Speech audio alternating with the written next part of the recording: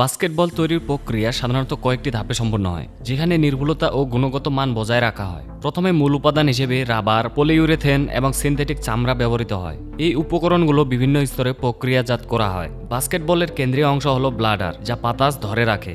সাধারণত রাবার দিয়ে ব্লাডার তৈরি করা হয় এবং এতে একটি ভাল্ব স্থাপন করা হয়, যার মাধ্যমে বাতাস ঢোকানো হয়। ব্লাডারের উপর আবরণ হিসেবে সিনথেটিক চামড়া বা পলিইউরেথেন স্তর যোগ করা হয়। এটি বলের শক্তি, স্থায়িত্ব এবং গ্রিপ বাড়ায়। এই স্তরটি বিভিন্ন প্যানেলে কাটা হয় এবং আঠা দিয়ে সংযুক্ত করা হয়। অনেক বাস্কেটবলে প্যানেলগুলো মেশিনের সাহায্যে সেলাই করা হয়, তবে উচ্চমানের বাস্কেটবলে হাতের সাহায্যেও সেলাই করা হয়।